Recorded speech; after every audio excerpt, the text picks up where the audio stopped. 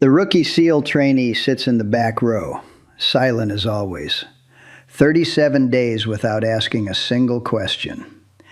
The instructor holds up a combat knife and declares it obsolete. Modern warfare has made blades irrelevant. Drones, firearms, surveillance technology. The room nods in agreement. Then her hand rises. If knife fighting is obsolete, why are elite units still issued K-bars with edge maintenance requirements? The question cuts through the confident lecture. A few trainees laugh. The instructor chuckles, dismissive. But she stands up, calm and precise. "May I demonstrate something, Master Chief?" What happens next in that classroom changes everything. Her movements are too fast, too controlled, too silent. This isn't training. This is combat application. Muscle memory from operations that don't exist on any official record. The laughter dies. The room falls silent. And when a senior officer recognizes the worn paracord bracelet on her wrist, the pattern black and red, her entire past surfaces. She wasn't supposed to be found. From which city in the world are you watching this video today? Drop your location in the comments below. If this story resonates with you, consider subscribing for more narratives of quiet courage and earned respect. But here's the real question. What happens when the people she's been hiding from discover she's alive? Because that demonstration just went viral in intelligence circles. And they're already 20 minutes out. Morning mist rolls off San Diego Bay at exactly 04:45 hours. The smell of salt water mixes with diesel fuel and gun oil from the Naval Special Warfare Center compound. Helicopter rotors thump in the distance, training runs beginning for another class somewhere beyond the perimeter fence. Rowan Ashford finishes her run precisely at the compound gate. Her breathing is controlled, not labored. 6-minute miles, exact distances, same route, same time, every morning for 37 days straight. She notices the new security camera angle, 15 degrees different from yesterday's position. The guard rotation is changed, same face, but different shift timing. Fresh tire tracks cut through the gravel where a heavy vehicle stopped recently, probably around 0200 hours based on the dew pattern. Small details others miss.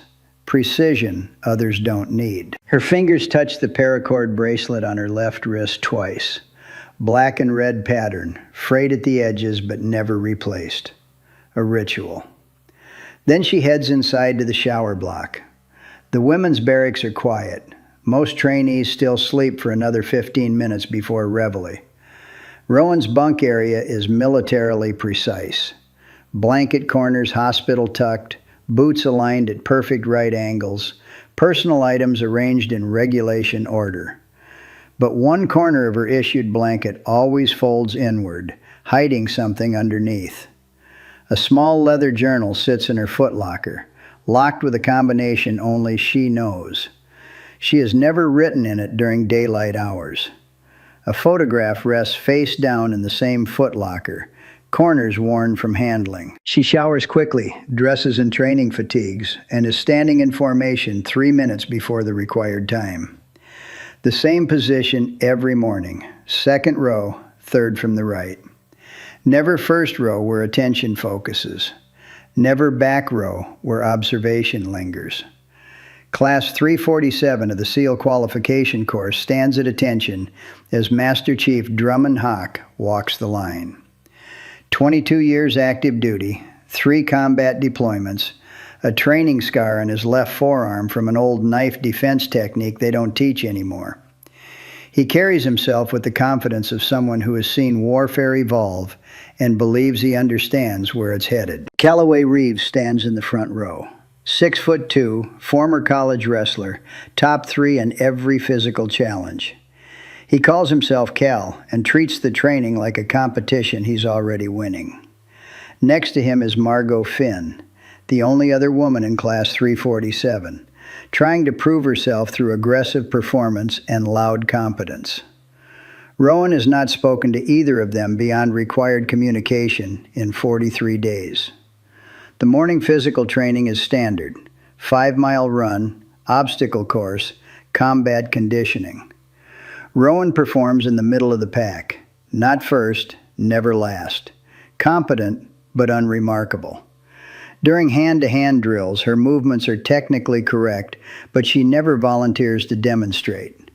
When instructors pair her with larger opponents, she completes the exercise requirements without flourish. But Lieutenant Bastian Cross, assistant instructor and Afghanistan veteran, notices something odd. Her weight distribution is wrong for a trainee. Too balanced, too ready. Like someone who has moved through hostile spaces where every step carried consequence. He makes a note in his evaluation folder but says nothing.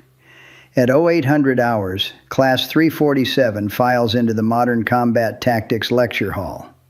43 trainees, 7 instructors, 3 observers in the back row.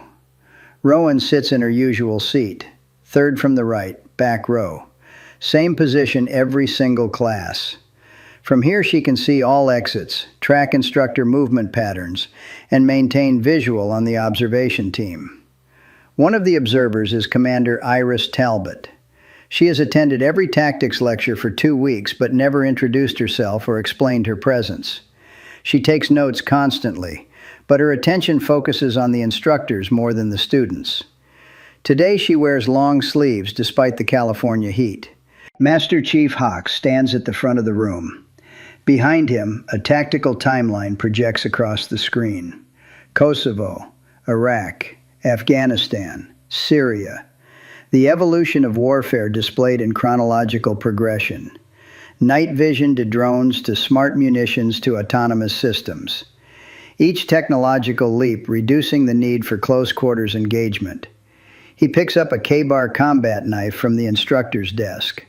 Standard issue, 7-inch blade, leather-wrapped handle. The same knife carried by Marine Raiders and Navy SEALs since 1942. The knife became obsolete the day we put thermal optics in every operator's hands. You will never, and I mean never, be in a position where this is your primary weapon. That's Hollywood thinking. That's antiquated tactical doctrine from another era. The room nods. Trainees take notes. Cal Reeves smirks and whispers something to the trainee next to him.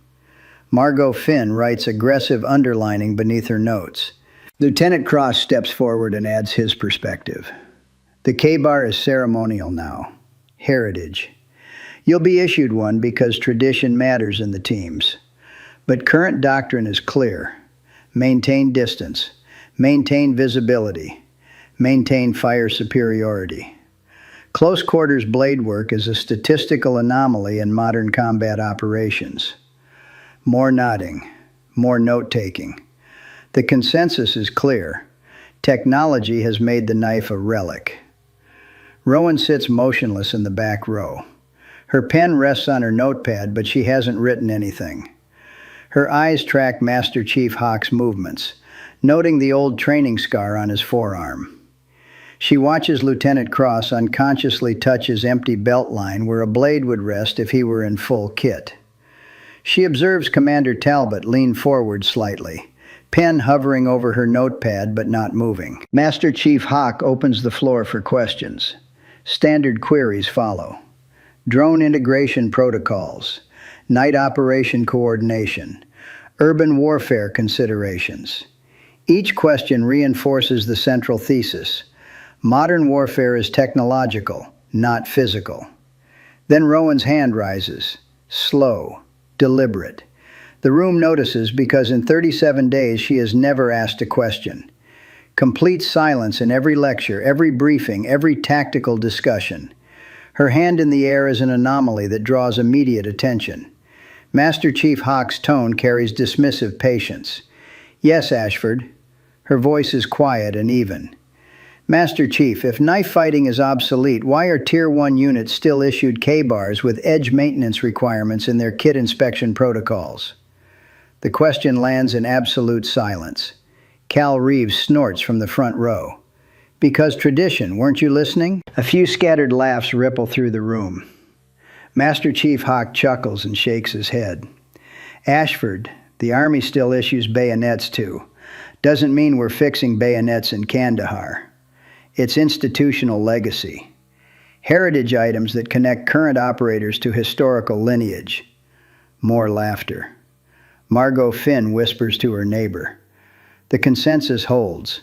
The rookie asked a naive question. But Rowan doesn't smile, doesn't argue, doesn't look away. She holds eye contact with Master Chief Hawk for exactly 2 seconds longer than a trainee should. Her posture hasn't shifted. Her hands remain still on her notepad. Then she asks the question that changes everything. May I demonstrate something, Master Chief? The words are too confident, too calm. The tone is wrong for a trainee making a request. It sounds like someone stating a tactical necessity rather than asking permission. Master Chief Hawk exchanges glances with Lieutenant Cross. Margot Finn stops whispering. Cal Reeves turns in his seat to look at the quiet rookie who never speaks. Commander Talbot's pen finally moves, writing something and underlining it twice. Hawk's amusement carries a patronizing edge.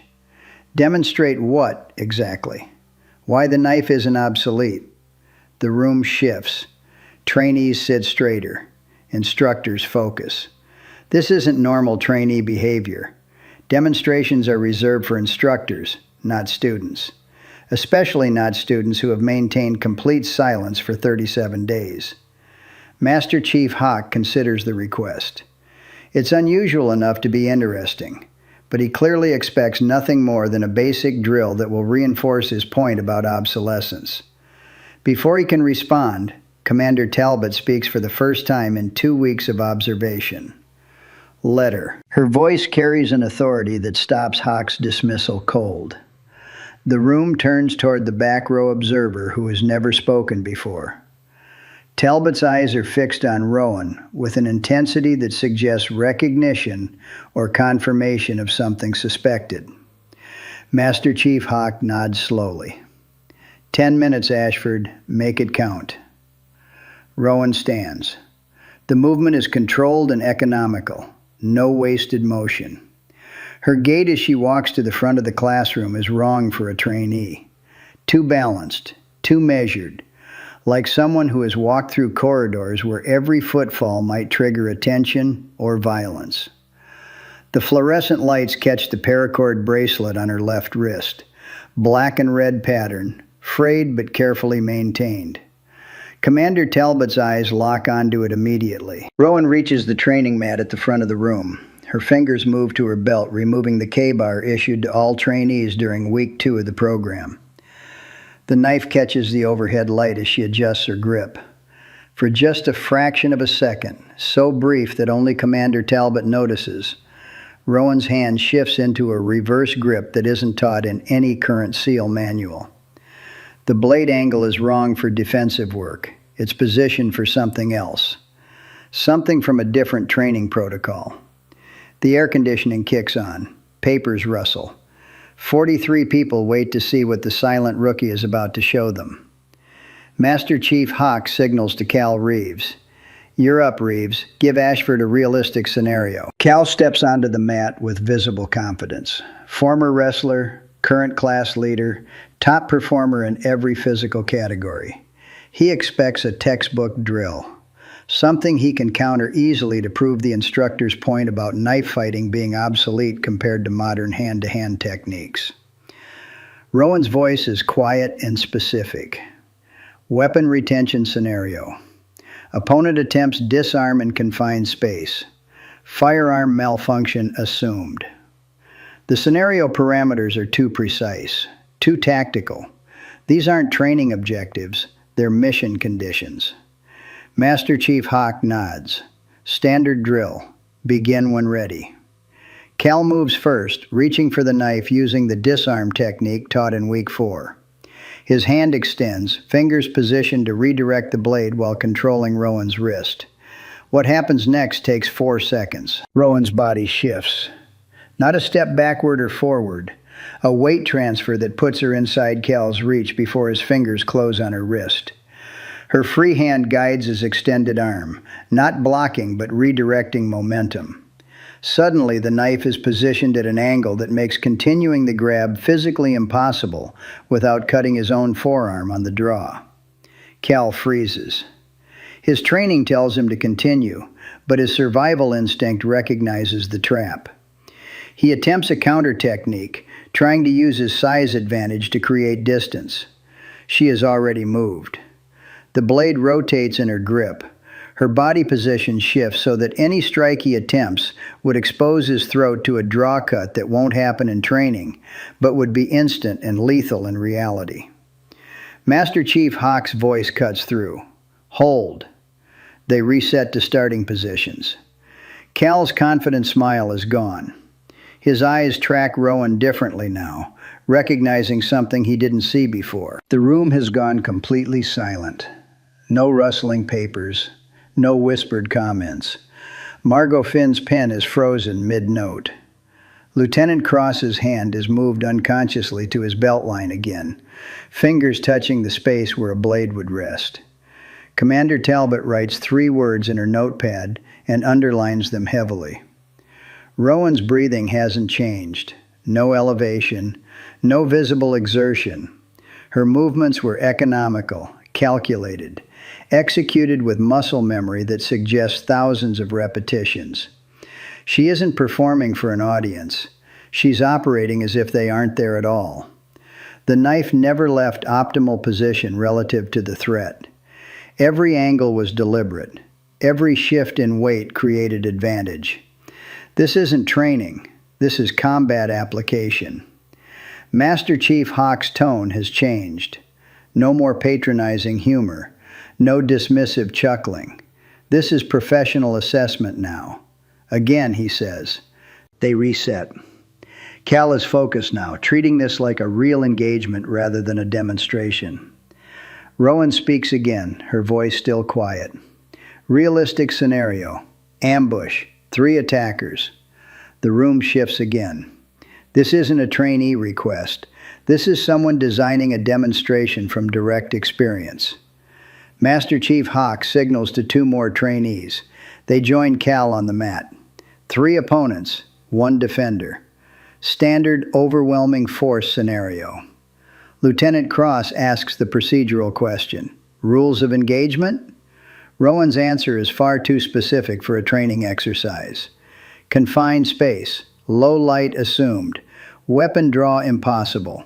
Opponents armed, close quarters, surprise advantage. Objective is to survive and create escape window. Those aren't training objectives. Those are mission parameters from operational experience. The 3 trainees coordinate their approach using the attack pattern taught in close quarters combat training. Frontal assault, side grab, high angle strike. Standard 3-person neutralization. Rowan moves like water through gaps that shouldn't exist. First opponent comes frontal. She redirects using his momentum, blade position for throat control. In training, it's a touch. In reality, it would be a lateral cut across the carotid. The opponent's own forward motion becomes the weapon. Second opponent attempts a grab from the side. She drops her center of gravity, cutting across his reach trajectory. The blade angle would sever tendons in his forearm. He pulls back instinctively. Third opponent, Cal, comes high, trying to use height advantage. She's already inside his guard, knife positioned at kidney angle, her other hand controlling his balance point. He can't strike without impaling himself on the blade. Total elapsed time is 7 seconds. All 3 opponents neutralized without Rowan taking a single backward step. The room doesn't breathe. As she resets to neutral position, she mutters something barely audible. The words are foreign, spoken under her breath like automatic response to stress. Dish alan temizlenmili. Turkish. Tactical terminology. Clear the perimeter. Lieutenant Cross heard it. His eyes widened slightly. Commander Talbot definitely heard it. She writes furiously in her notepad. Master Chief Hawk steps forward. 1 more scenario. His voice has lost all trace of condescension. This is an instructor evaluating capability, not humoring a trainee. Sentry neutralization. Silent. No alarm. Rowan nods once. No words, just acknowledgement. A training dummy is brought forward. Standard mannequin with pressure sensors marking lethal strike zones. The head, neck, kidney area, femoral artery points all equipped to register contact and force. The room watches in absolute silence. Rowan approaches from behind. Her footfalls make no sound. Her breathing creates no audible signature. She moves like someone who has done this when making noise meant dying. The strike sequence happens faster than most observers can track. Support hand to cover mouth and nose. Exact pressure to prevent vocalization without crushing the airway. Blade to precise point on neck, demonstrating the cut trajectory that would sever vocal cords and carotid simultaneously. Weight distribution to control the collapse, ensuring silent fall with no impact sound. Secondary confirmation motion, checking for neutralization. 4 movements. Total silence. Muscle memory so deeply ingrained it appears involuntary. When she steps back from the dummy, she's breathing slightly heavier. Not from physical exertion, from something else. Memory flooding back. Adrenaline response to simulated engagement. Her hand trembles slightly as she lowers the knife. Barely visible, but there.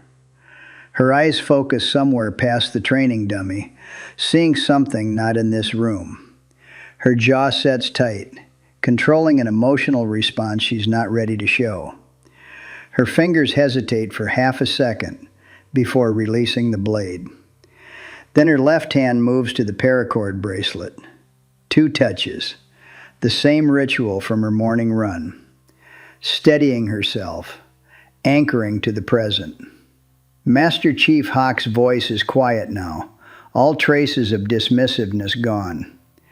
Where did you learn that, Ashford? The question hangs in the air. 43 people holding their breath. 7 instructors watching. 3 observers leaning forward. Rowan doesn't answer immediately. 5 seconds pass. 10. The silence extends until it becomes its own answer. She sets the K-bar down on the instructor's desk with precise care. The small metallic click echoes in the silent room. Before I joined the program, her voice is measured and controlled. I trained in environments where silent engagement wasn't optional. Lieutenant Cross presses the obvious follow-up. What environments? Rowan's eyes meet his directly. No fear, no hesitation. Just calm statement of fact. Ones that don't exist on any official record. The room absorbs this. Trainees exchange glances. Instructors remain still, processing implications. Commander Talbot's pen has stopped moving entirely. Cal Reeves looks at Rowan like seeing her for the first time. The quiet rookie who never spoke, never volunteered, never drew attention. The same woman who just demonstrated combat techniques beyond the scope of SEAL training protocols. Margot Finn's face has drained of color. Her aggressive note-taking has stopped. She stares at Rowan with an expression mixing respect and confusion. Commander Talbot stands abruptly. Her chair scrapes loudly against the floor, breaking the tension-filled silence. Everyone turns toward the back row. She walks forward, not toward Rowan, but toward the instructor's desk. Her movement is deliberate, purposeful. She stops directly in front of Rowan, and her attention focuses on one specific detail. The paracord bracelet on Rowan's left wrist. Talbot's fingers hover over it, but don't make contact. Her face changes completely. Recognition floods her features, followed immediately by something like shock or confirmation of a long-held suspicion. That pattern, she says quietly. Black and red. Interwoven diagonal weave. She looks up from the bracelet to meet Rowan's eyes. Where did you get this? For the first time since entering the classroom, Rowan's control slips. Just a microsecond. Her eyes widen fractionally, then shutter closed again behind trained neutrality. It was a gift. Commander Talbot's voice remains quiet, but carries absolute authority. From whom? Silence. Rowan's jaw tightens. Her hand moves unconsciously to touch the bracelet, then stops halfway as if catching herself revealing too much. From whom, Trainee Ashford? Rowan's voice drops to barely audible volume. From someone who taught me how to survive when everything else failed. Commander Talbot reaches into her jacket pocket. The movement is slow, deliberate. She removes a photograph, single sheet, slightly worn at the edges. She sets it on the instructor's desk next to the K-bar. The photograph is grainy, surveillance quality rather than official documentation. It shows 5 people in tactical gear, faces partially obscured by equipment and low-light conditions. Desert environment, judging by the sand and the burned shell of a building visible in the background. One figure in the foreground has their left wrist visible. A paracord bracelet, black and red pattern, identical to the one Rowan wears. The date stamp in the corner reads 3 years ago. The location designation is redacted, showing only where coordinates should appear. Commander Talbot's finger points to the figure wearing the bracelet. Operation Nightjar, she says softly. Off-book extraction mission. 6 hostile territories. 17 embedded assets recovered over 47 days. 5-person direct action team deployed. Her eyes lock on Rowan with intensity that silences the entire room. Only 3 came home. Nobody breathes. The air conditioning hum seems deafening in the absolute silence. 43 trainees frozen in their seats. 7 instructors motionless. The weight of revelation settling over the classroom like physical pressure. Cal Reeves stares at Rowan with his mouth slightly open. The smirking class leader who dismissed her question now looking at someone he completely failed to recognize. Margot Finn has set down her pen entirely. Her hands rest flat on her notepad, trembling slightly. Master Chief Hawk stands slowly. His entire posture has changed from instructor to something approaching peer recognition. The training scar on his forearm suddenly seems less significant. Lieutenant Cross takes one unconscious step backward, a gesture of respect or reassessment. Commander Talbot continues, her voice steady, but carrying emotion beneath the professional tone. You were 17 years old, recruited out of a situation we don't discuss in official channels. Trained for 8 months in facilities that officially never existed. Never had congressional oversight. Never appeared in any budget documentation. Rowan's hands are shaking now. The tremor is barely visible, but definitely present. Then you were deployed into field operations we can't acknowledge. Embedded in hostile territories under non-official cover. And when the extraction went catastrophically wrong, when your team lead and your partner were killed in the ambush at the secondary rally point, you spent 47 days alone in hostile territory. Talbot pauses, letting the weight of those words settle. 47 days, using nothing but a K-bar and what they had taught you to survive long enough for secondary extraction that almost never came. The room is a vacuum, no sound, no movement, just the shared realization that the quiet trainee who never spoke has already survived more than most operators will face in entire careers. Master Chief Hawk's voice is rough when he finally speaks. Why are you here, Ashford? Why the SEAL program? The question everyone needs answered. Why would someone with that background submit to basic training? Why hide among trainees learning skills she clearly already possesses? Rowan's answer comes after a long silence. Her voice is quiet but clear. Because the people who ran those programs are still operating. Because they recruit others like me. Children, teenagers, people with nowhere else to go. She pauses, looking directly at Master Chief Hawk. And because I'm trying to hide where they won't look. Inside the system. Legitimate. Official. where off-book operators don't search. Commander Talbot closes her notepad with a decisive snap. Class dismissed. Everyone except Ashford, Master Chief Hawk, and Lieutenant Cross. The trainees file out slowly, reluctantly, wanting to stay but unable to refuse a direct order from a senior officer. They cast backward glances at Rowan as they leave. The door closes behind the last trainee with a heavy metallic click. When the room contains only the four of them, Commander Talbot speaks again. Your demonstration just went viral in intelligence circles. Someone in this room was recording. Standard protocol violation, but it happened.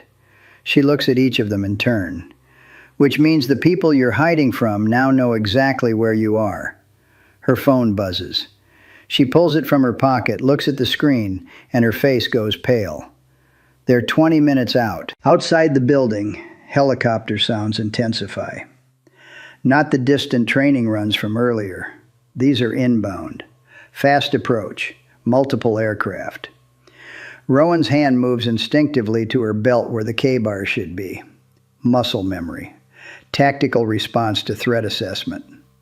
How long do I have, she asks. Commander Talbot checks her phone again, reading information that drains more color from her face. They landed 2 minutes ago. They're already on base. If you found this story powerful, take a moment to share where you're watching from and what it made you think about.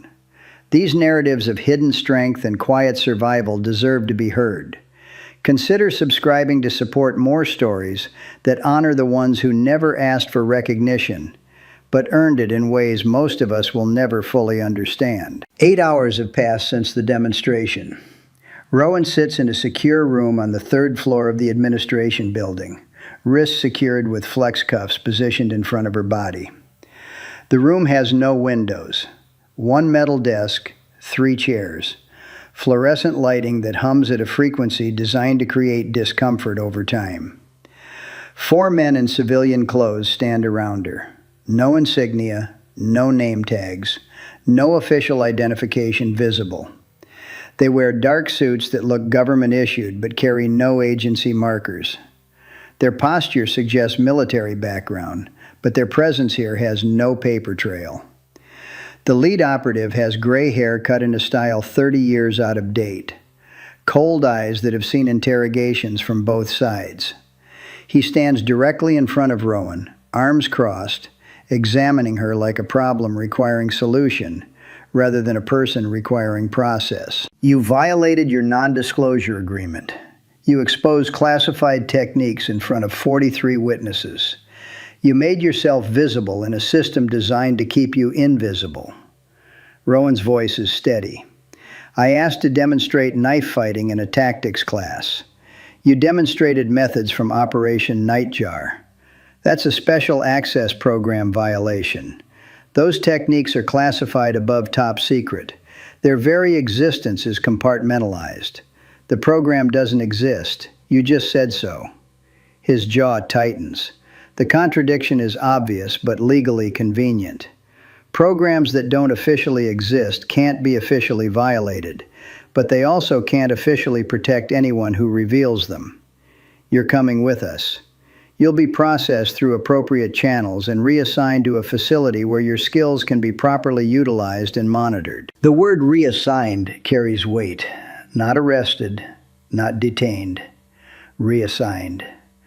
Back into the system she escaped. Back into operations that don't exist. Outside the secure room, Master Chief Hawk and Lieutenant Cross stand with Commander Talbot in the hallway. Their voices are low but urgent. This is wrong, Hawk says. She's a trainee in our program. They can't just take her. Talbot's face is pale but controlled. This is exactly how they operate. No warrants, no official paperwork, no judicial oversight. She just disappears from the roster. Training washout, medical discharge, administrative separation. The documentation will be flawless and completely false.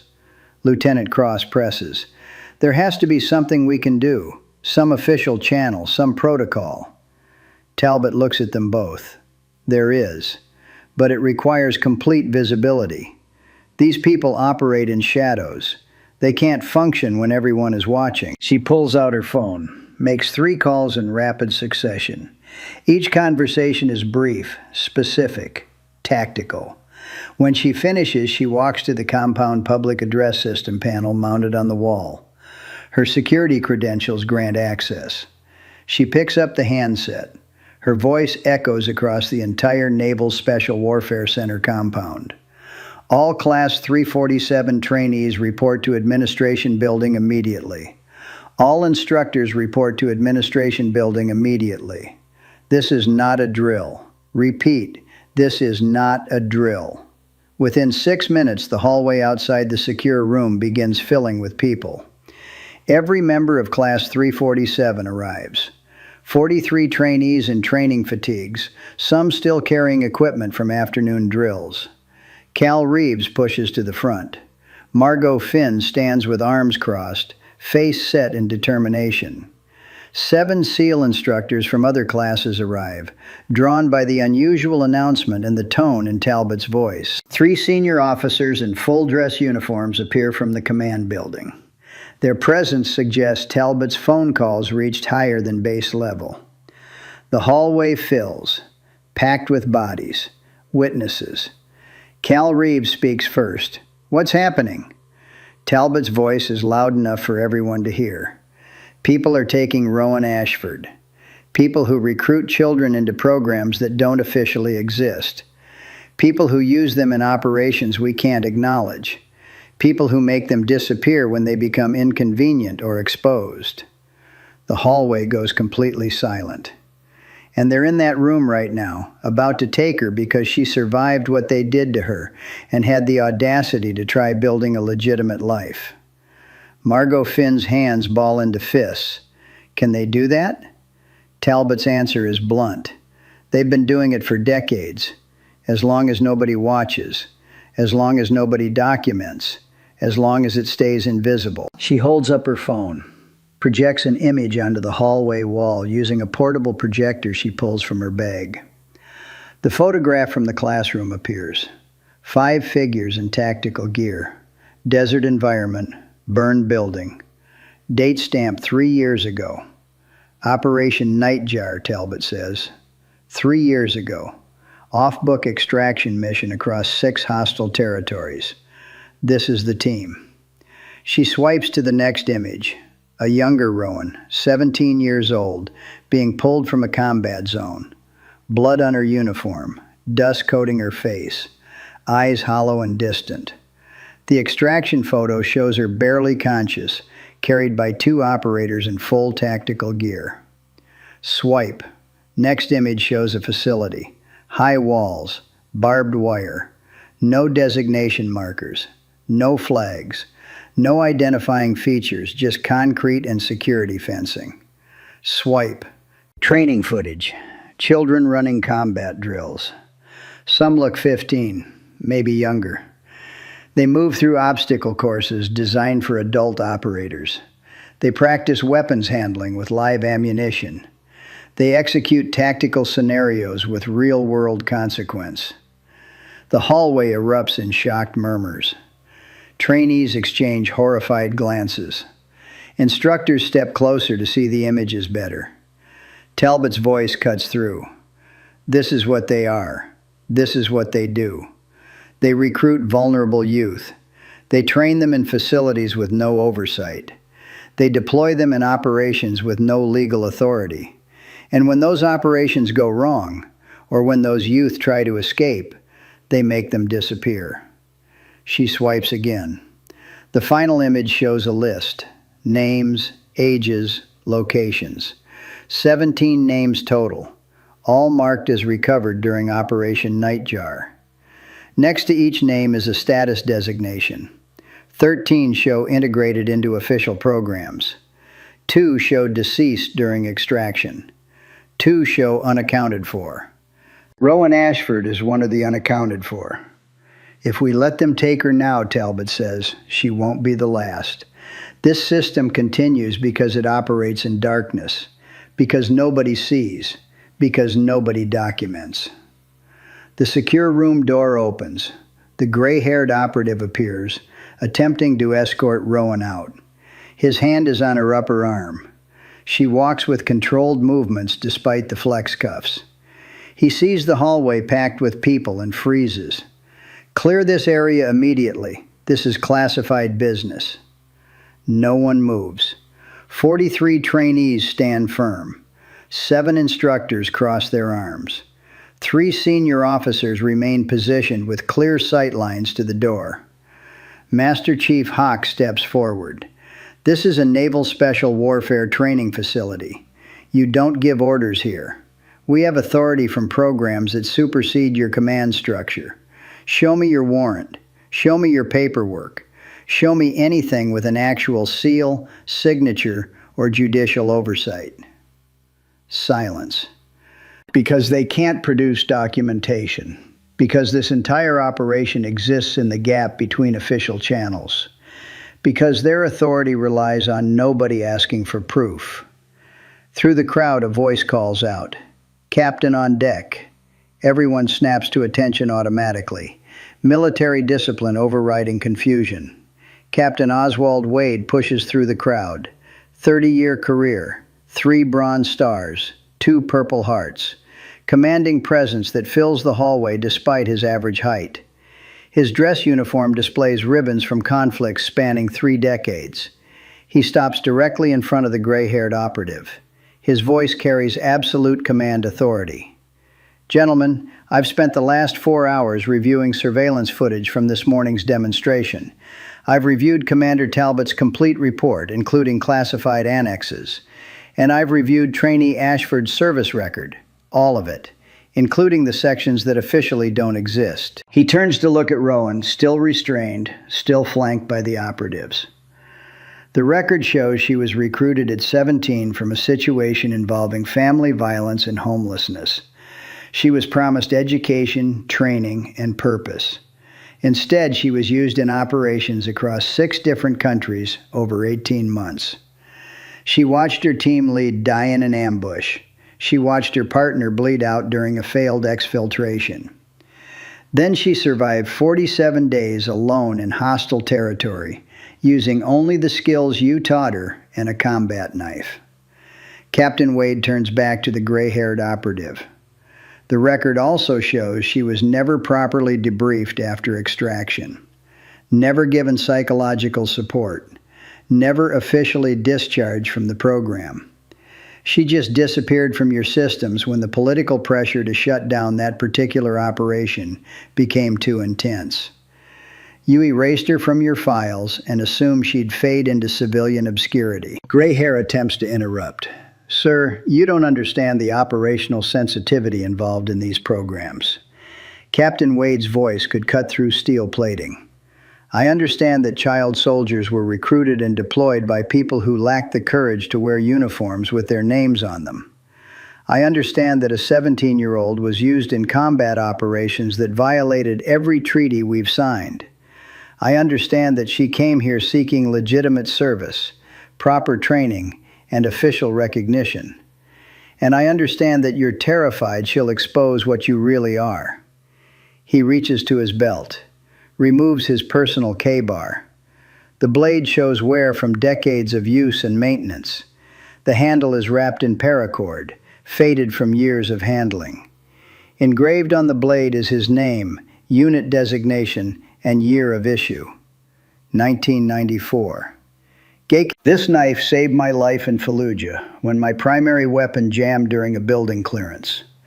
I had approximately 30 seconds before hostile forces would have overrun my position. My team was 2 rooms away. This blade bought me the time I needed to survive until they reached me. He extends the knife toward Rowan, still in flex cuffs.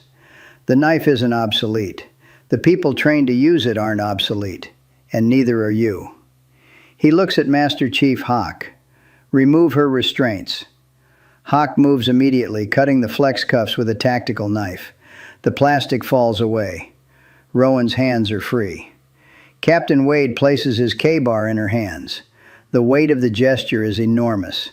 An officer's personal weapon, carried through combat, given to a trainee who hasn't officially graduated. Rowan's fingers close around the handle. Her eyes meet Captain Wade's. She doesn't speak, but her throat works as she swallows hard against emotion. Cal Reeves steps forward from the crowd of trainees. The class leader who smirked during her question, who thought she was weak, who dismissed her silence as inexperience. He comes to attention, full formal position, spine straight, chin level, arms at sides. Then he salutes, to a trainee, breaking every protocol, showing respect that transcends rank or training status. I was wrong, Ashford, about everything.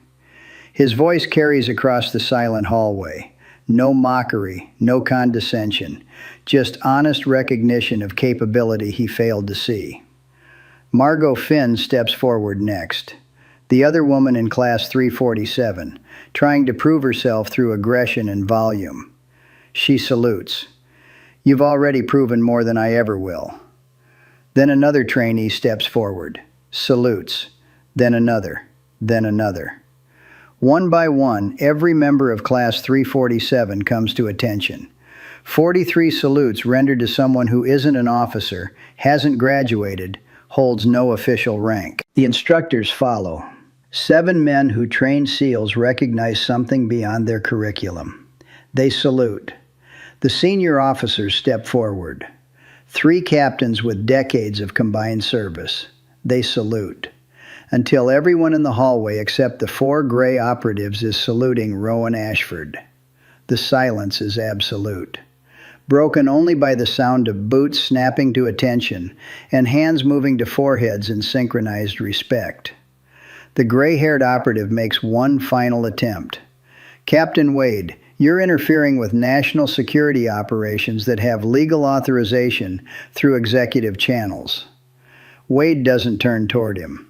His eyes remain on Rowan. From whom? Show me a name. Show me a signature. Show me anything that proves your program has congressional oversight, legal counsel review, or constitutional foundation. Silence answers him. That's what I thought. You have 60 seconds to clear this compound before I have every person in this hallway file official reports documenting your presence, your attempted extraction of a trainee, and your complete inability to produce legal authorization. See how long your non-existent program survives that volume of documentation entering official channels. The 4 operatives exchange glances.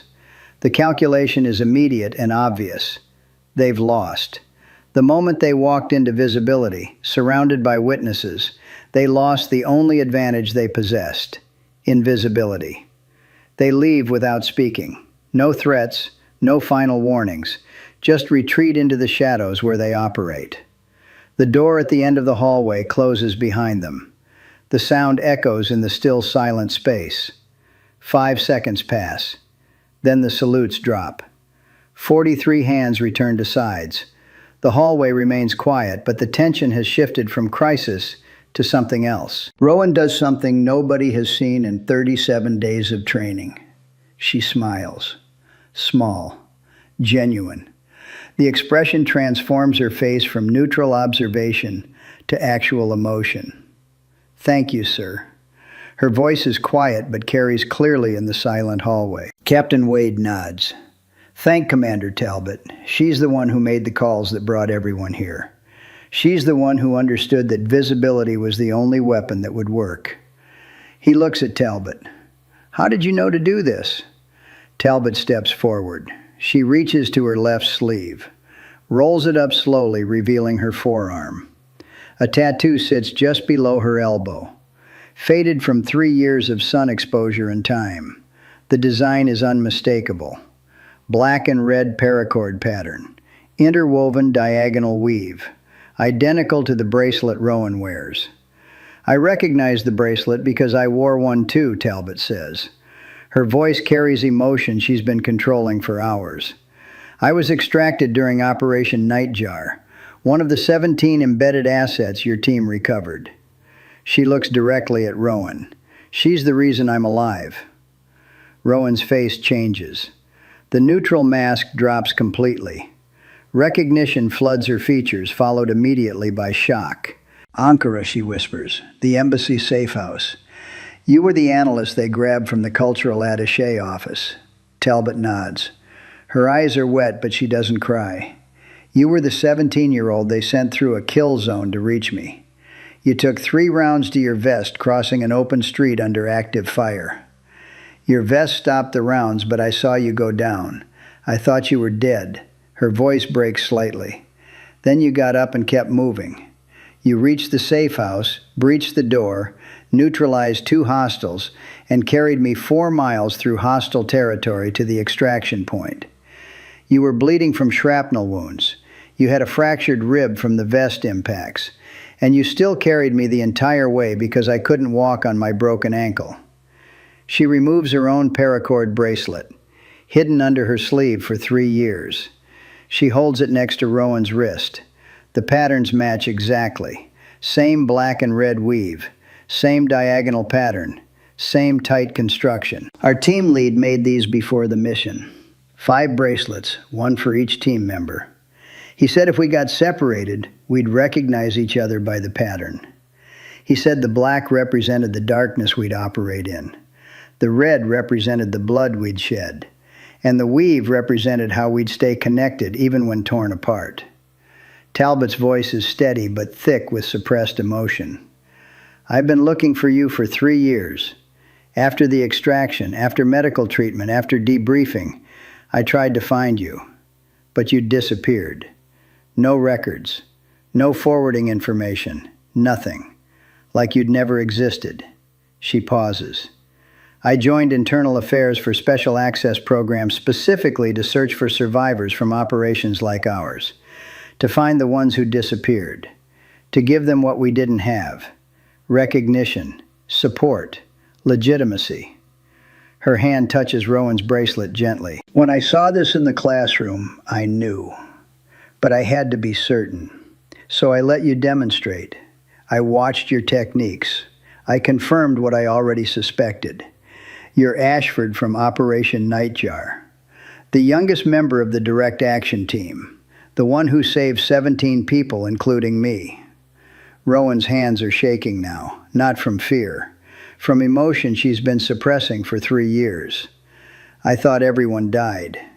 After the ambush at the secondary rally point, after I lost comms, after 47 days alone, I thought the entire team was gone.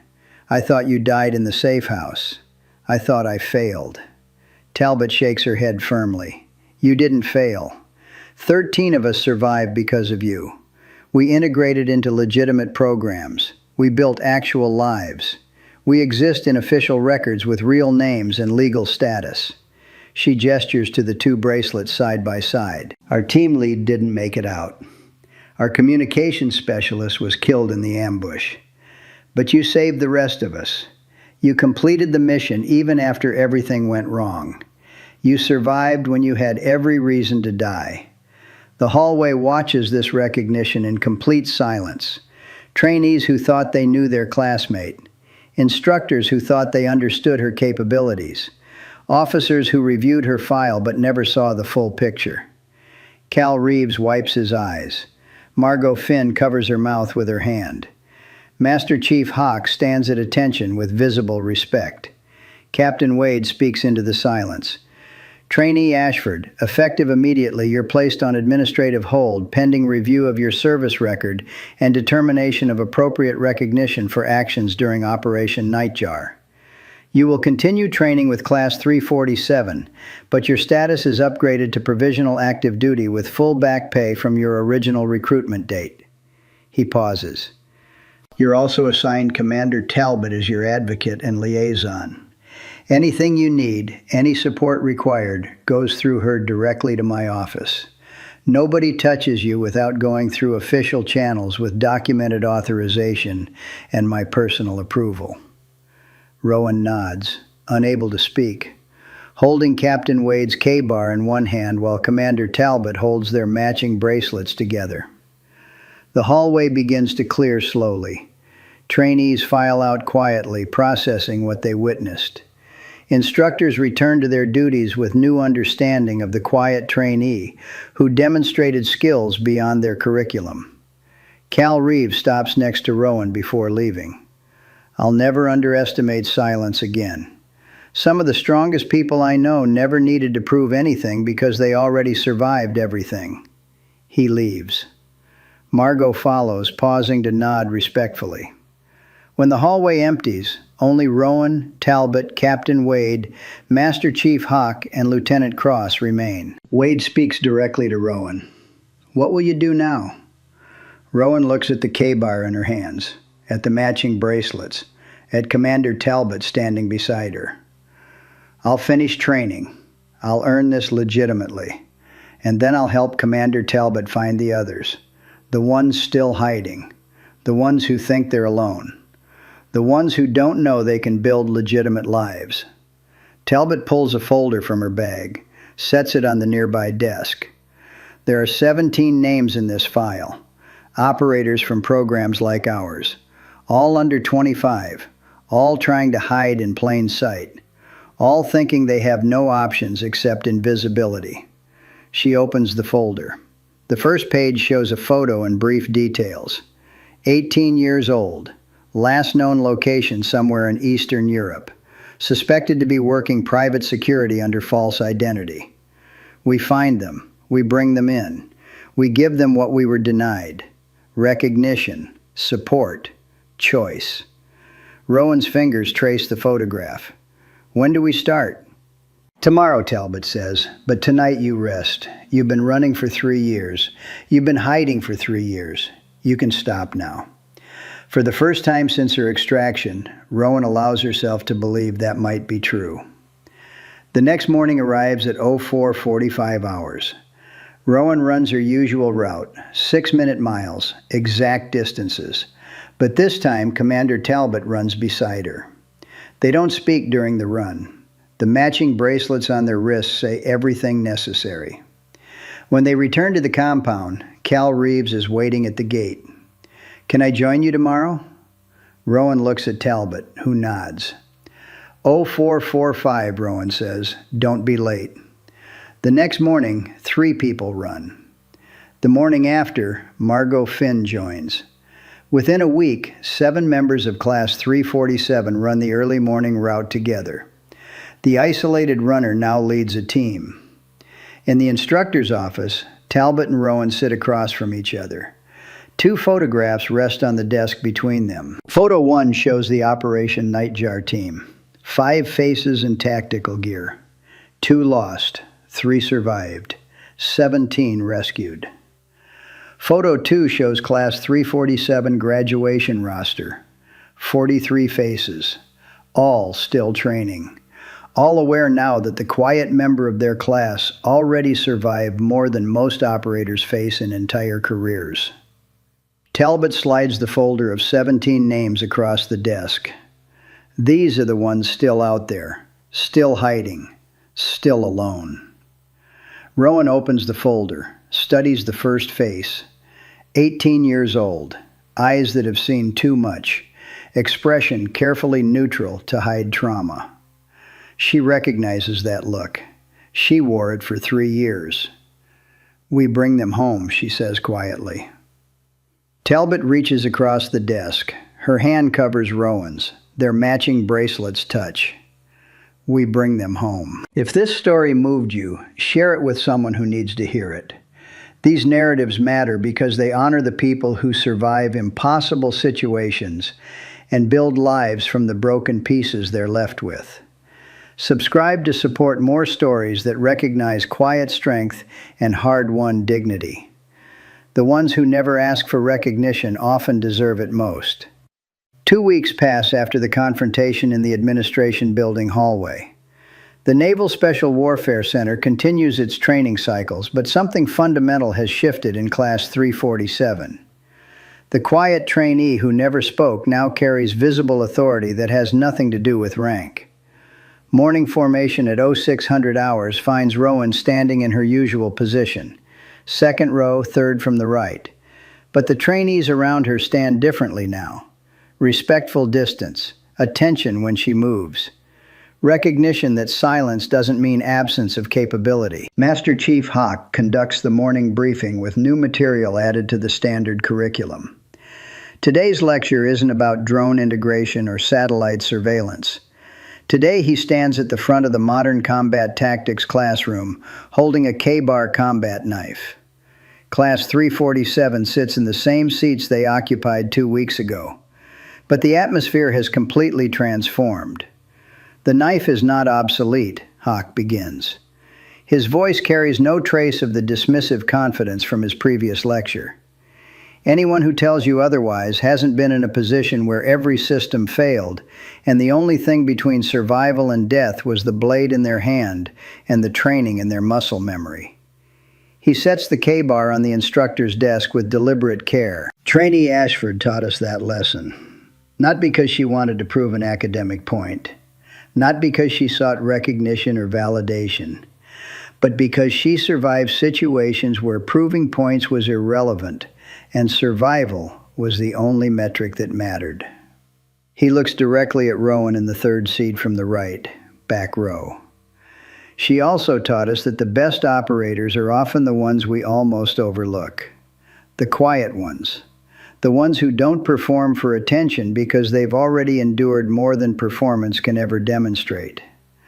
The ones who know that competence doesn't require announcement because capability speaks through action. The room listens with focus that transcends normal classroom attention. These aren't trainees absorbing doctrine.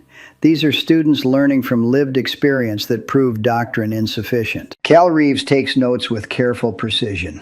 No smirking, no dismissive comments, just respectful documentation of lessons earned through recognition of his own failure to see. Margot Finn practices techniques Rowan demonstrated, accepting corrections with gratitude rather than the aggressive competitiveness that defined her first weeks of training. After the lecture ends, trainees approach Rowan with questions, real questions asked with genuine respect. How do you maintain blade edge in high humidity environments? What's the optimal grip transition between offensive and defensive positions? How do you train silent movement patterns? Rowan answers each question with patience. Her responses are technical, specific, drawn from experience rather than theory. She demonstrates grip adjustments. She explains maintenance protocols learned in conditions where equipment failure meant mission compromise or death. The transformation is complete. The rookie who never spoke now instructs peers who initially dismissed her. That evening, Rowan returns to her bunk area in the women's barracks. The space that was always militarily precise now shows subtle integration of past and present. The locked leather journal sits openly on her shelf, no longer hidden. The photograph that remained face down for 37 days now stands displayed. 5 young faces in tactical gear before Operation Nightjar. The team that deployed, knowing they might not return. 2 faces she'll never see again. Her team lead, killed in the ambush at the secondary rally point. Her partner, who bled out during failed exfiltration while she applied pressure to wounds that wouldn't stop bleeding. She doesn't hide the photograph anymore, doesn't turn it face down when others might see. The past is integrated now, not buried. Her morning runs continue at 0445 hours, 6-minute miles, exact distances. But Commander Talbot runs beside her twice each week. They don't speak much during the runs. The matching paracord bracelets say everything necessary. Black and red pattern. Survivors of Operation Nightjar. Connected across 3 years of separation. Other members of Class 347 have started joining the morning runs. Cal Reeves, Margot Finn. 3 others who recognized that the isolated runner was actually leading from a position they failed to recognize. 6 months pass. The passage of time shows in specific changes rather than general description. Rowan's bunk area expands to include new photographs. Class 347 training exercises, team-building moments, evidence of integration into a community that initially overlooked her. Her footlocker no longer contains only locked journals and hidden objects. Now it holds letters from Commander Talbot, updates on the search for other survivors from programs that officially never existed, progress reports on operators found, extracted from false identities, integrated into legitimate service. The morning runs have grown to include 12 people, a team built from individual recognition that strength often hides in silence. Graduation day for Class 347 arrives with full ceremony. Families attend. Officers in dress uniforms conduct formal proceedings. The atmosphere carries weight of accomplishment and transition from training to operational status. 43 trainees stand in formation on the parade ground. 6 months of training compressed into this single moment of recognition. They wear dress uniforms. GK stand at attention. They represent the successful completion of one of the most demanding qualification courses, GK service. Rowan standing K's in her usual position, second row, third from the right.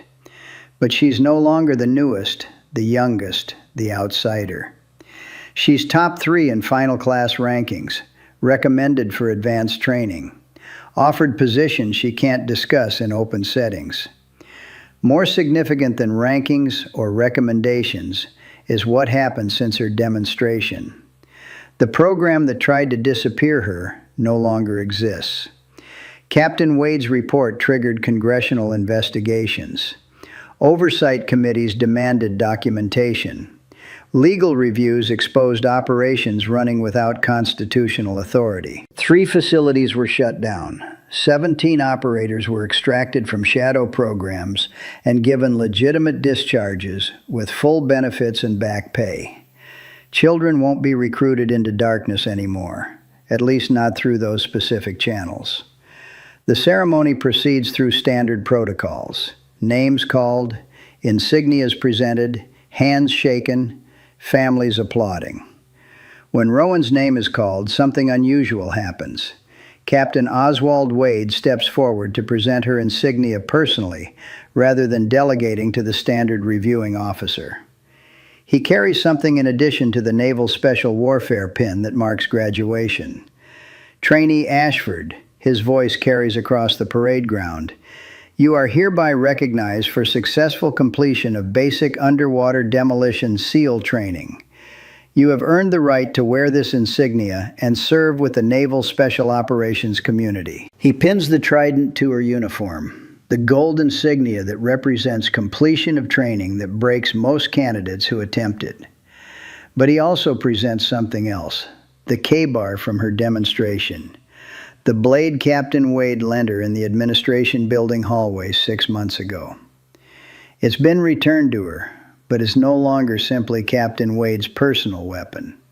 The blade now carries an engraving, fresh etching in the steel below Wade's original name and unit designation. Rowan Ashford. Survived the sharp end. Made sure others would too. Wade places the knife in her hands. This blade represents more than personal survival. It represents your commitment to ensuring others don't face alone what you faced. It represents the 17 operators you helped extract from programs that tried to erase them. It represents the future you're building from a past you didn't choose. His voice drops slightly, meant for her but audible to the formation. The knife isn't obsolete. Neither are the people trained to use it. And neither are you. Rowan accepts the blade. Her fingers close around the handle. The engraving catches sunlight. She doesn't speak because words would fail to carry the weight of this moment. Then something happens that breaks all graduation protocol. Cal Reeves, standing in formation, comes to attention, renders a salute, to a peer, not a superior officer, breaking regulation to show respect that transcends rank. I was wrong about everything.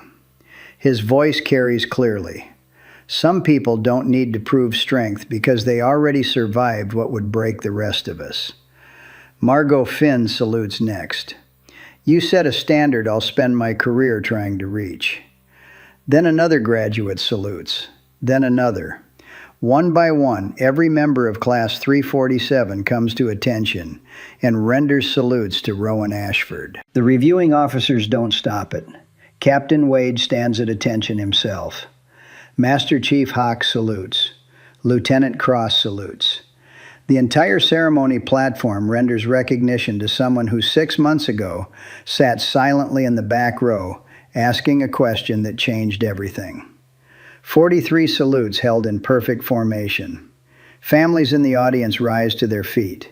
Applause builds not from protocol, but from genuine recognition of something beyond standard graduation. When the salutes finally drop, Rowan's eyes are wet, but she doesn't cry. Her throat works as she swallows against emotion. She touches the paracord bracelet on her left wrist twice. The ritual that has anchored her through 3 years of running and hiding and trying to build legitimacy from shadow operations. The ceremony concludes. Families flood the parade ground to congratulate graduates. Photographs are taken. Celebrations begin. Commander Talbot approaches Rowan away from the crowd. She carries a folder. The same folder from 6 months ago containing 17 names of operators still hiding in plain sight. "How many have we found?" Rowan asks. Talbot opens the folder. 9 of the 17 names are now marked with green status indicators. Located, contacted, extracted from false identities, integrated into legitimate programs with real documentation and legal status. 9 so far, 8 still searching. But we're getting better at recognizing the patterns, the behaviors, the tells that indicate someone is hiding from a past they didn't choose. She closes the folder and extends it to Rowan. "This is your mission now if you choose to accept it. Advanced training completes in 6 months. After that, you're assigned to my unit. Special Access Program Internal Affairs. We find the ones still hiding. We bring them in. We give them what we were denied." Rowan takes the folder, studies the 8 remaining photographs. Young faces, carefully neutral expressions, eyes that have seen too much. She recognizes that look because she wore it for 3 years. "When do we start the next extraction?" Talbot checks her watch. 72 hours. Subject is located in Eastern Europe, 18 years old, working private security under false identity. Doesn't know extraction is possible. Doesn't know there are people looking for survivors like us. Rowan nods once. "I'll be ready." That evening, the officers' briefing room hosts a small gathering. Not the public celebration from the parade ground. This is private recognition for people who understand what Rowan's journey represents. Captain Wade, Commander Talbot, Master Chief Hawk, Lieutenant Cross, Cal Reeves and Margot Finn representing Class 347. 3 senior officers who supported Talbot's investigation into shadow programs. 2 photographs rest on the briefing table. The first shows Operation Nightjar's direct action team. 5 faces in tactical gear, desert environment, burned building behind them. The team that deployed knowing survival wasn't guaranteed. 2 faces circled in red marker, killed in action. 3 faces circled in green, survived and extracted. The second photograph shows Class 347 on graduation day. 43 faces in dress uniforms. All survived training. All earned the right to wear the Naval Special Warfare insignia. 1 face circled in gold marker. Rowan Ashford, who already survived more than most will face in complete careers. Commander Talbot stands beside the photographs. Her dress uniform displays ribbons from her own service, including a classified operations medal that carries no public explanation. 3 years ago, I was extracted from a safe house in Ankara by a 17-year-old who took 3 rounds to her vest, crossing an open street under fire. She carried me 4 miles through hostile territory on a broken rib and shrapnel wounds because I couldn't walk on my fractured ankle. Talbot's voice remains steady, but emotion underlies every word. I thought she died. The program that deployed us erased her from records.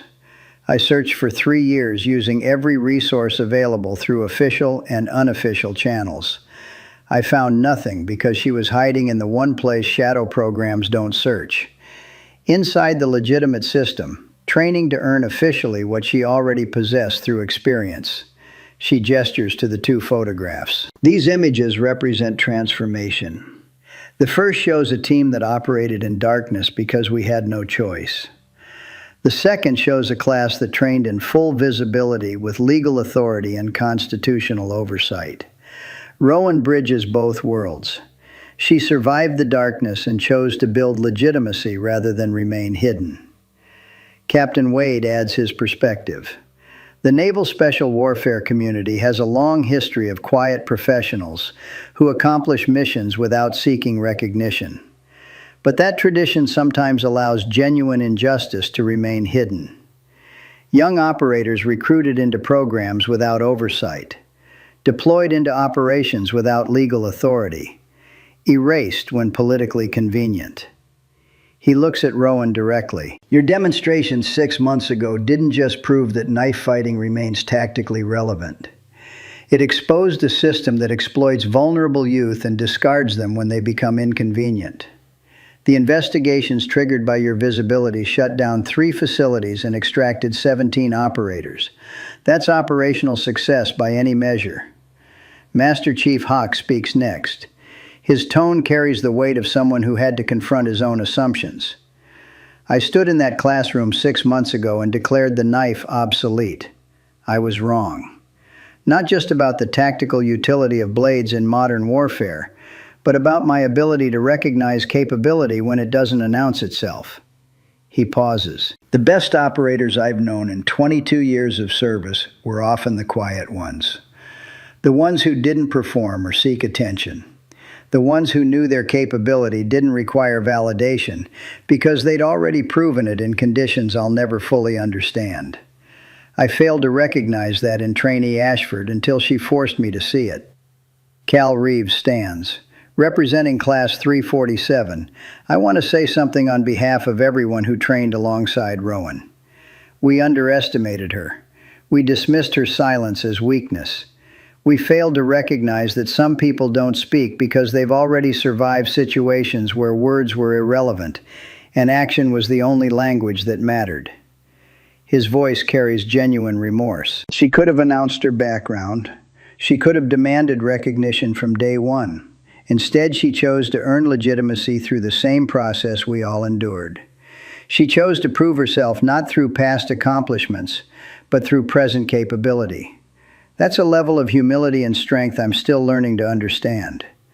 Margot Finn adds, every morning when I join the 0445 run, I'm reminded that leadership isn't always loud.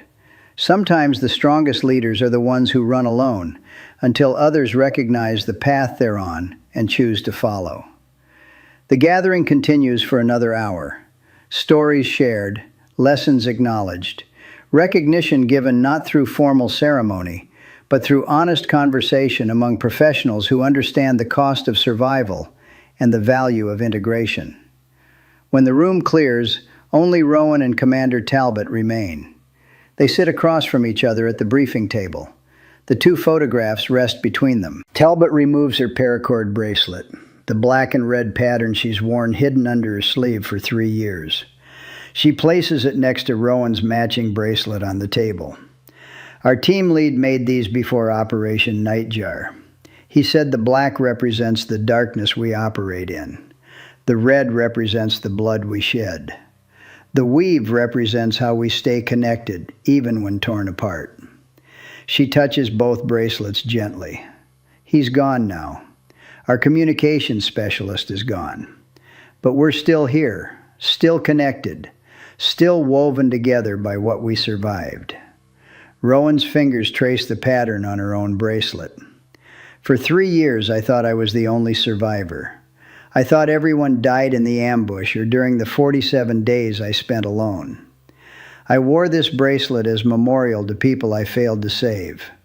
Her voice breaks slightly. But I didn't fail. You're alive. 13 others are alive. The mission succeeded even when it felt like total failure. Talbot slides the folder of remaining names across the table. 8 faces still searching. 8 operators still hiding. Still thinking they're alone. Still believing they have no options except invisibility. We find them. We bring them home. We give them what we didn't have during our deployments: support, recognition, legitimate service with legal authority and constitutional oversight. Rowan opens the folder, studies the first photograph. 18 years old, Eastern Europe, private security, false identity.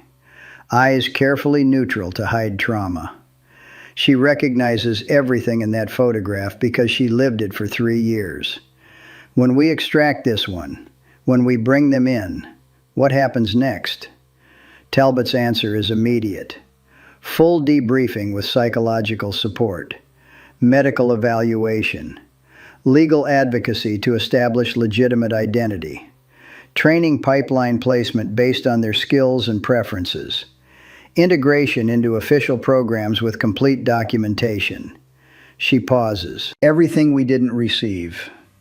Everything we had to build ourselves from broken pieces and hidden identities. Rowan closes the folder. 72 hours until extraction. I'll be ready. The next morning arrives at 04:45 hours. Rowan runs her usual route, 6-minute miles, exact distances, the same precision that has defined her mornings for 9 months. But she doesn't run alone. Commander Talbot runs beside her, matching pace, matching breathing. 2 survivors of Operation Nightjar moving through morning mist off San Diego Bay. Cal Reeves joins at the compound gate, then Margot Finn, then 5 others from Class 347, then 2 instructors who recognize that morning discipline builds operational capability. 12 people running in loose formation, not because regulation requires it, because they chose to follow someone who never demanded followers but earned them through demonstrated capability and quiet strength. The run concludes at the same gate where it began. The group disperses to showers and breakfast and the day's training schedule. Rowan remains at the gate for an extra moment. She looks across the compound where she's spent 9 months transforming from hidden survivor to recognized operator. The administration building where 4 gray operatives tried to disappear her. The classroom where she demonstrated skills that exposed an entire shadow system. The parade ground where Class 347 saluted her in recognition that transcended protocol. She touches her paracord bracelet twice, the ritual that anchored her through 3 years of hiding. But the meaning has transformed. It's no longer memorial to people she thought she failed. It's connection to people she helped save. Tangible proof that survival isn't solitary and strength multiplies when shared. Commander Talbot approaches. Ready to review the extraction plan? Rowan nods. Ready. They walk together toward the operations building. 2 women wearing matching paracord bracelets. 2 survivors of a mission that officially never happened. 2 operators building legitimate service from shadow beginnings. The final image shows Rowan's workspace in the operations building. 2 photographs mounted on the wall. The first photograph displays Operation Nightjar's team. 5 faces in tactical gear, 2 circled in red, 3 circled in green. Memorial and celebration combined. The second photograph shows something new. A group photo taken yesterday. 9 faces in various military uniforms. The 9 operators extracted from shadow programs over the past 6 months. 9 people given legitimate service and official recognition. 9 survivors who thought they were alone until someone who understood found them. Below both photographs rests the engraved K-bar, Captain Wade's blade, now bearing Rowan's name and mission. Survived the sharp end. Made sure others would too. The blade catches morning light through the window. No longer obsolete. No longer dismissed. Recognized for exactly what it represents, a tool of survival, a symbol of capability, A reminder that sometimes the simplest weapon and the strongest will are the only things that matter when everything else fails. Rowan Ashford sits at her desk reviewing extraction plans for Operation Number 10. 8 operators still hiding. 8 more opportunities to bring survivors home. 8 more chances to prove that shadow programs can be exposed, dismantled, and replaced with systems that value people over operational convenience. Her fingers rest on the folder. Her other hand touches the paracord bracelet, black and red pattern connecting her to Commander Talbot, to the team that deployed 3 years ago, to the mission that shaped everything that followed. She's no longer running, no longer hiding, no longer trying to disappear into legitimacy. She's building it, creating it, ensuring others receive what she had to fight for. The phone rings. Talbot's voice carries operational urgency. Target located.